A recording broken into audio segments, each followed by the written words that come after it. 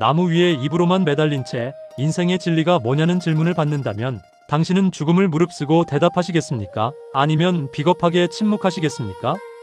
오늘은 지식의 한계를 부수고 온몸으로 진실을 마주하게 하는 극한의 화두, 향엄상수를 통해 우리가 굳게 믿어온 논리와 언어가 무너지는 순간 드러나는 진짜 깨달음의 세계로 안내합니다.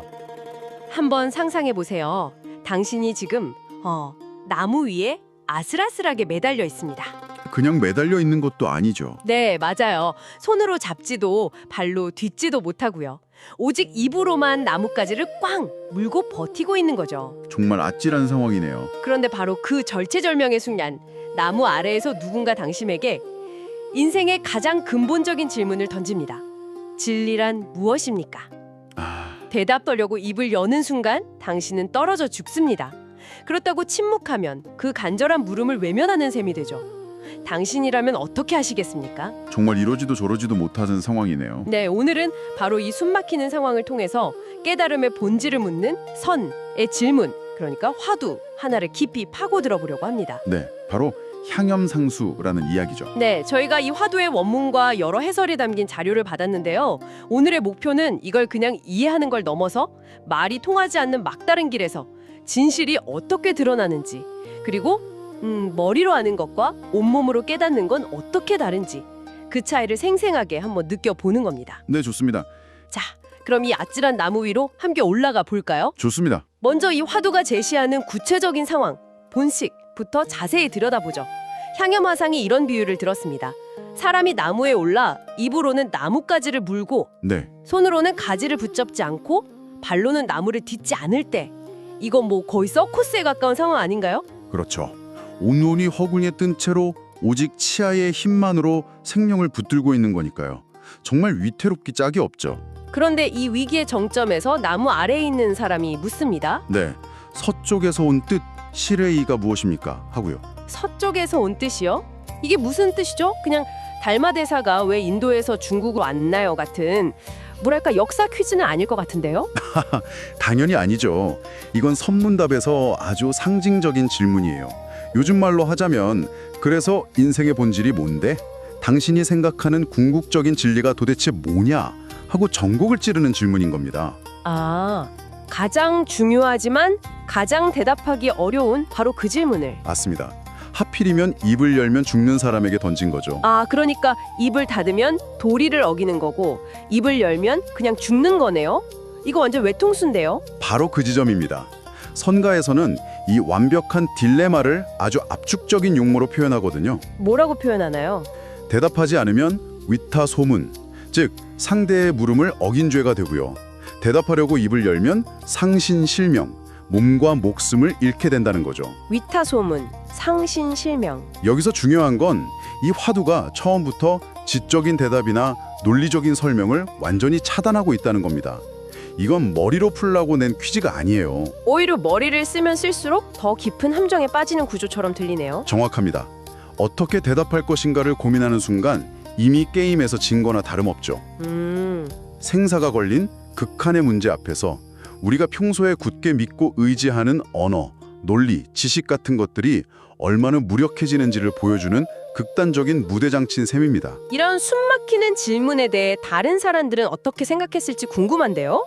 문문관이라는 책을 쓴 무문선사가 이 화두에 대해 아주 날카로운 평창, 그러니까 논평을 남겼다고 들었습니다. 네, 무문은 아주 단호하게 선을 긋습니다. 그는 이렇게 말해요.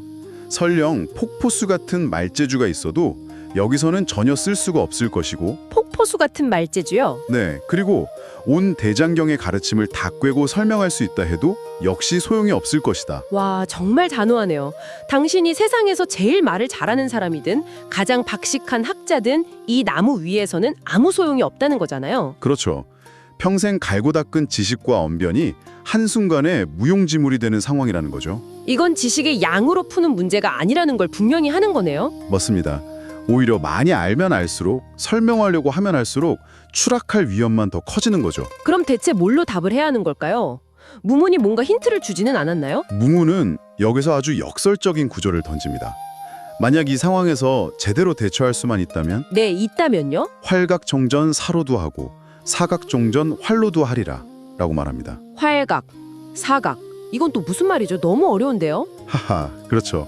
이걸 직역하면 이전에는 죽음의 길이었던 것을 완전히 살려버리고 이전에는 삶의 길이었던 것을 완전히 죽여버린다는 뜻입니다. 죽음의 길을 살리고 삶의 길을 죽인다. 더 헷갈리는데요? 결국 이 화두가 말하는 건 살래 죽을래 혹은 말할래 침묵할래 라는 선택지 자체가 함정이라는 겁니다. 아, 네, 정답은 1번도 2번도 아니고 이 질문의 판 자체를 엎어버리라는 거죠. 삶과 죽음이라는 그 경기장 밖으로 나가라는 말이군요. 그 안에 갇혀있는 한 우리는 영원히 그 나뭇가지 위에서 버둥거릴 수밖에 없다는 거네요. 정확합니다. 산다, 죽는다, 답한다, 안 한다는 이분법적인 생각의 틀 자체를 깨부수라는 요구죠. 삶과 죽음의 경계가 사라진 그곳에 진짜 답이 있다는 암시를 주는 겁니다.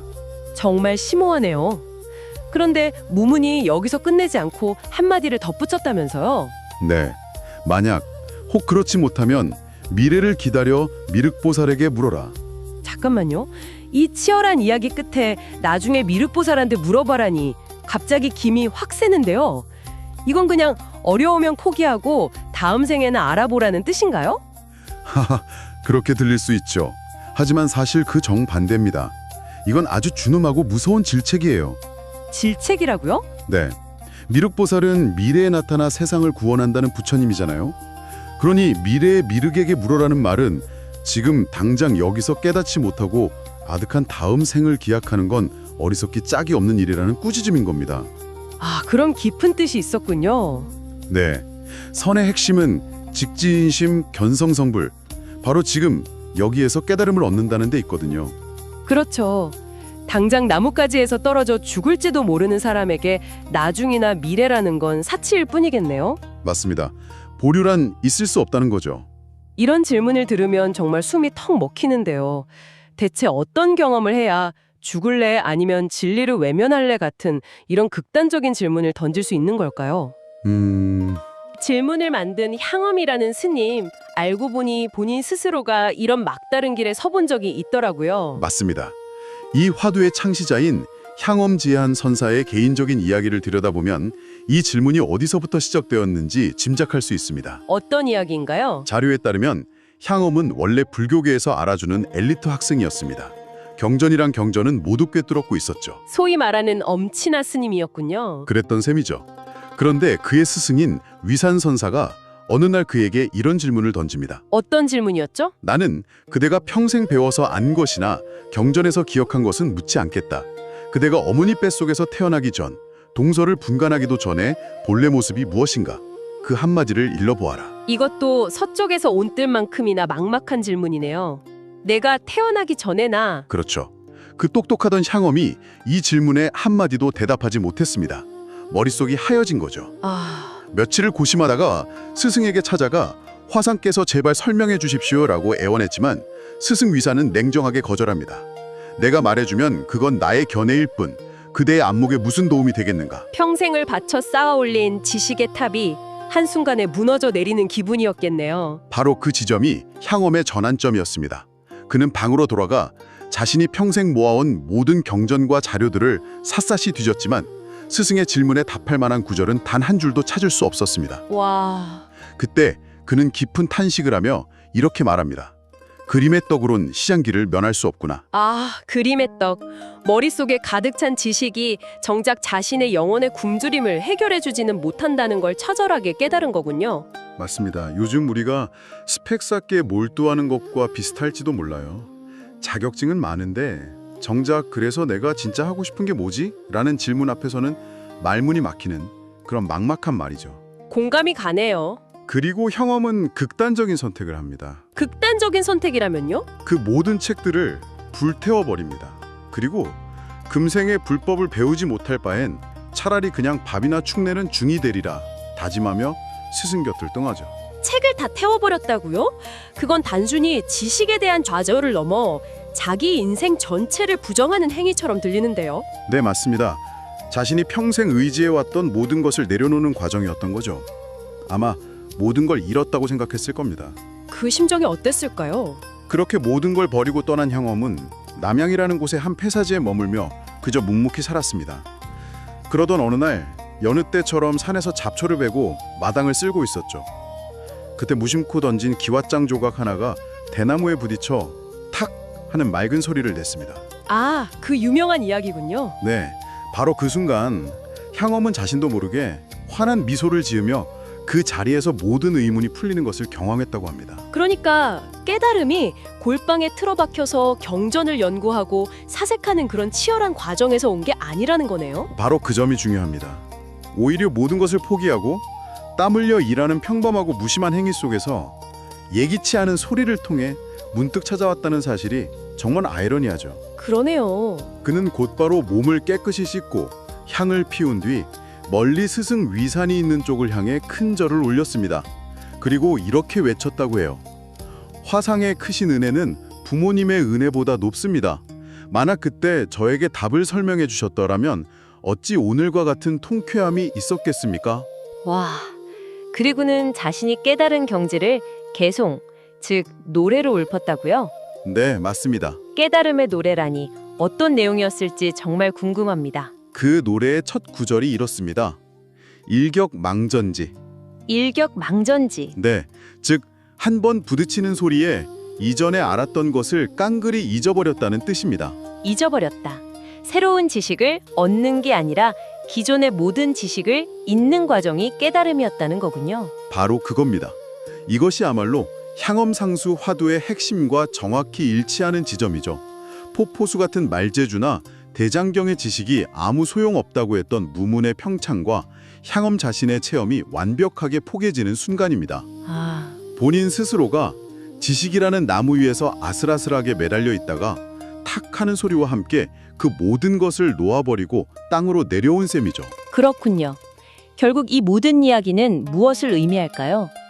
향엄상수 화두는 나무 위에서 할 정답을 찾는 퀴즈가 아니었네요. 네, 아니었죠. 오히려 말과 생각, 삶과 죽음이라는 우리가 당연하게 여기는 선택지 자체를 넘어서도록 우리를 벼랑 끝으로 몰아붙이는 질문이었군요. 이 이야기를 듣는 당신의 삶에서 마치 손과 발이 묶인 것처럼 느껴졌던 절체절명의 순간은 언제였나요?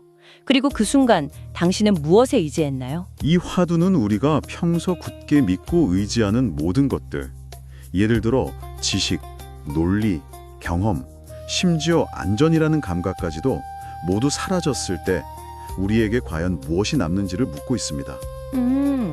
향엄선사의 이야기는 여기에 중요한 통찰을 더해줍니다. 역설적으로 그토록 찾아 헤매던 답은 치열한 지적 탐구가 아니라 모든 것을 내려놓고 묵묵히 땀 흘려 일하는 아주 평범한 순간에 찾아올 수 있다는 것을 보여주죠. 결국 머리로 아는 거랑 몸으로 깨닫는 거 완전히 다른 차원이라는 걸 보여주는 거네요. 맞습니다. 체험적인 삶의 중요성을 말하는 거죠. 화두는 우리에게 절체절명의 위기 속에서 무엇을 할 것인지를 묻습니다. 하지만 정작 그 화두를 만든 향엄선사는 잡초를 베는 지극히 평범한 일상 속에서 깨달음을 얻었죠. 네, 그렇죠. 어쩌면 우리 역시 머릿속으로 나무 위에서의 딜레마를 해결하려고 평생 애쓰느라 바로 우리 곁에서 매일같이 들려오는 기왓장이 대나무에 부딪히는 소리를 놓치고 있는 것은 아닐까요? 생각해볼 만한 질문이네요. 당신의 일상 속에 숨어있는 깨달음의 소리는 과연 무엇일지 오늘 한번 조용히 귀 기울여 보는 것은 어떨까요? 결국 깨달음은 머릿속의 복잡한 공식이 아니라 모든 것을 내려놓은 일상 속에서 문득 들려오는 기왓장 부딪히는 소리와 같습니다. 고정관념에서 벗어난 청개구리 정신으로 내면의 자유를 찾으시길 바랍니다. 구독과 좋아요로 이 지혜의 여정에 동참해주세요. 내용을 요약하여 공개하는 음악 영상도 함께 들어보시기 바랍니다.